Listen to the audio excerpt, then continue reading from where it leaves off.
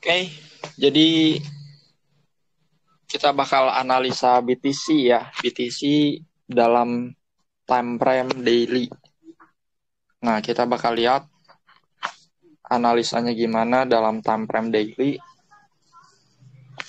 Waktu itu kan yang terakhir itu BTC itu kita analisa tanggal 28 itu 27, 27, 26, 28 itu adalah swing high.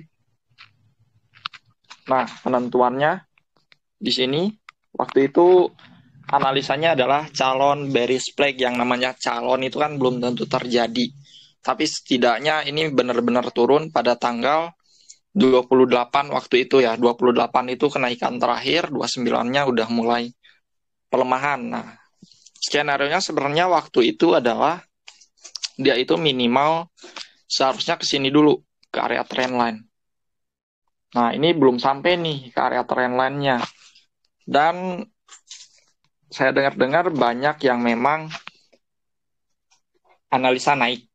Ya, walaupun ada gambaran bearish flag seperti ini, ada yang analisa naik, nggak apa-apa, itu hak kalian. Mungkin kalian punya gambaran yang berbeda ya. Dan gambaran yang saya lihat soal orang yang memang analisa bullish itu adalah menyamakan dengan history sebelumnya. Nggak apa-apa juga, karena ada yang namanya history repeat itself. Jadi apa yang terjadi di masa lalu bisa terjadi di masa yang akan datang. Nah, itu nggak masalah sebenarnya. Itu adalah penyebab adanya pola. Kenapa ada pola bearish flag? Kenapa ada bullish flag? Ya karena itu yang pernah terjadi di masa lalu. Kalau misalkan ada bentuk seperti itu, bearish flag, maka potensinya lebih besar untuk turun. Karena apa yang terjadi di masa lalu bentuk seperti itu menunjukkan penurunan. Jadi nggak apa-apa kalau ada orang yang menyamakan dengan histori masa lalu yang memang ada di sini. Nah, yang ada di sini ini nggak apa-apa sebenarnya. Cuman di sini yang mau saya koreksi, ada perbedaan antara yang terjadi di sini dan yang terjadi di sini sekarang.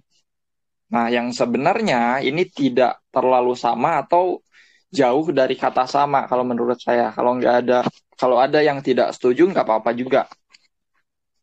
Nah, di sini kalau pendapat saya ini sangat jauh berbeda dengan apa yang terjadi pada chart yang ada di sini. Ini jelas jelasin secara detail kenapa ini bisa dikatakan jauh berbeda dengan ini.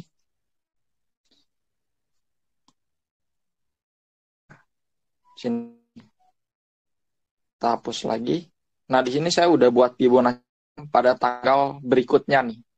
Tanggal berikutnya sebenarnya ada di 21 Mei, tapi nanti kita bahas itu. Saya bakal jelasin dulu apa perbedaannya.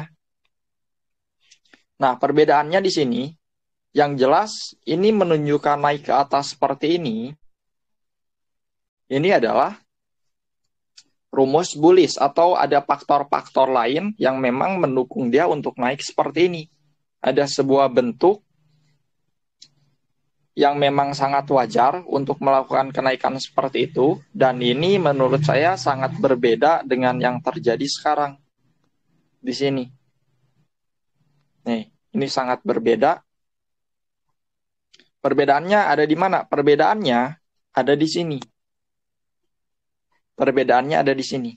Ini adalah area base. Secara teori area base yaitu setiap base yang di breakout dia akan mendapatkan retest ketika dia memang mau melanjutkan kenaikannya. Nah, kalau kita perhatikan di sini ini adalah base. Nah, area ini adalah area base nih. Area base, setelah dia break, dia retest ke area base-nya. Ini yang sering terjadi, retest base lalu up. Jadi faktor pendukung di sini ada. Di sini base, breakout, retest, lalu up lagi. Dan yang terjadi saat ini sangat berbeda. Kalau dikatakan ini base, ini boleh. Oke, kita katakanlah ini adalah base. Ini adalah base. Tapi ketika dia mau retest, dia masuk lagi ke dalam. Dan yang seharusnya adalah ketika dia breakout dari area base, naiknya lebih tinggi lagi kalau dia mau bullish. Yang seharusnya terjadi, kalau emang dia mau bullish, naiknya harus ekstrim. Nah, bahkan di sini dia 1272 pun tidak tersentuh. Nih, 1272 ini tidak tersentuh. Yang seharusnya kalau dia mau skenario seperti masa lalu, yang waktu itu, yang seharusnya ketika dia break, setidaknya dia bisa menyentuh di bawah 1272. Lebih bagus lagi kalau ke 1618. Tapi yang terjadi sekarang belum sampai sana, dia udah balik ke area dalam. Nah, dan di sini yang parahnya adalah ketika dia balik ke area dalam, di sini ada sebuah pattern, yaitu pola bearish flag.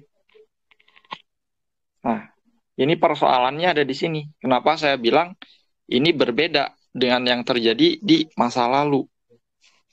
Ya, dengan yang terjadi di sini, ini sangat jauh berbeda dari segi skenario-nya. Kalau kita lihat secara detail, ini tidak sama dengan yang terjadi di sini.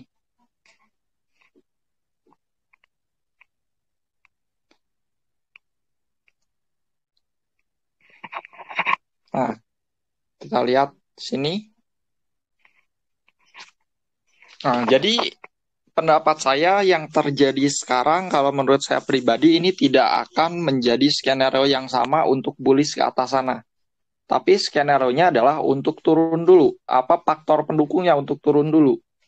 Nah, faktor pendukungnya kenapa dia masih mau bearish? Waktu itu saya pernah analisa. Di sini ada HNS. HNS. Dan di sini ada double top. Di sini banyak nih faktor dukungan bearishnya. Bahkan waktu itu saya analisa BTC akan bearish semenjak candle-nya masih di sini. Jauh banget. Dia baru candle sampai merah ini, saya udah menyatakan bahwa dia akan bearish nih. Oke, dan kalau kita lihat secara target, klik lagi. Dan kalau kita lihat secara target HNS-nya, yang sebenarnya ini target HNS belum sampai target maksimalnya. Nih, kita coba pasang ini. Target dari HNS, kalau double top-nya udah selesai. Double top udah selesai, tinggal HNS-nya nih. Yang secara HNS itu sebenarnya yang harusnya terjadi targetnya sampai sini. Waktu itu saya pernah analisa sampai sini targetnya, dan ini belum tercapai sampai sekarang. Faktor untuk mencapai ini, yaitu menurut saya adalah bearish flag-nya. Nih, di bawah 1272 selalu di bawah, di bawah 1618 selalu di bawah. Nah, jadi ada dua target antara 1272 dan 1618. Terutama di sini ada area base juga. Nah, area supply and demand. Bisa jadi dia menuju area sini, ketemu supply and demand.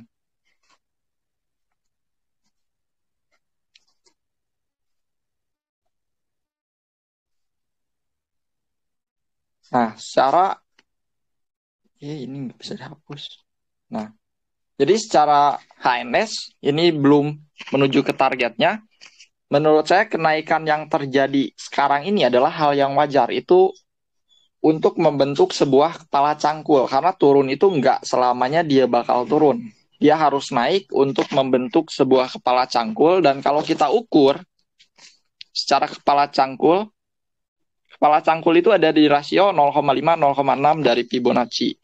Nah, nih, di sini ada rasio 0,5-0,6.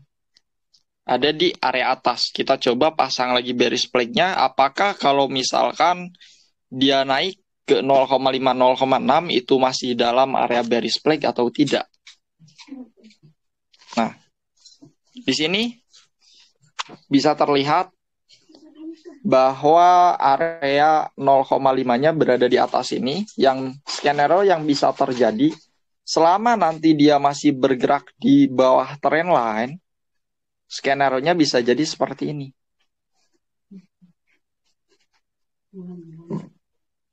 Skenario terpanjangnya seperti itu.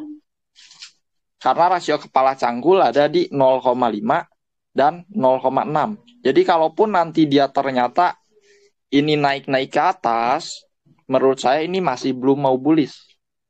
Itu bisa jadi dia mentokin ke area rasio kepala cangkul, lalu dia drop ke bawah.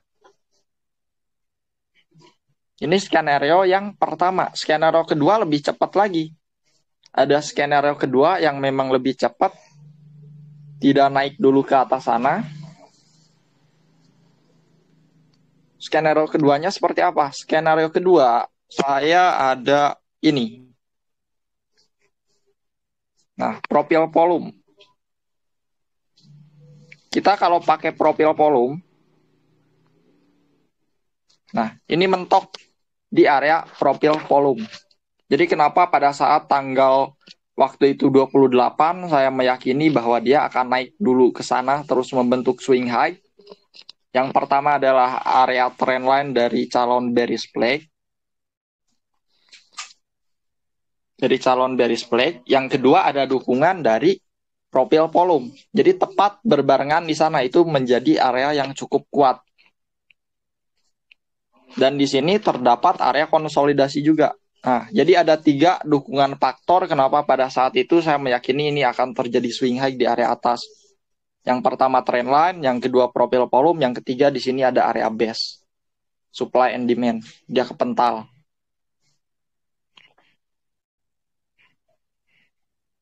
Oke, jadi skenario kedua dia tidak akan melebihi area high yang terjadi pada tanggal 28 tersebut.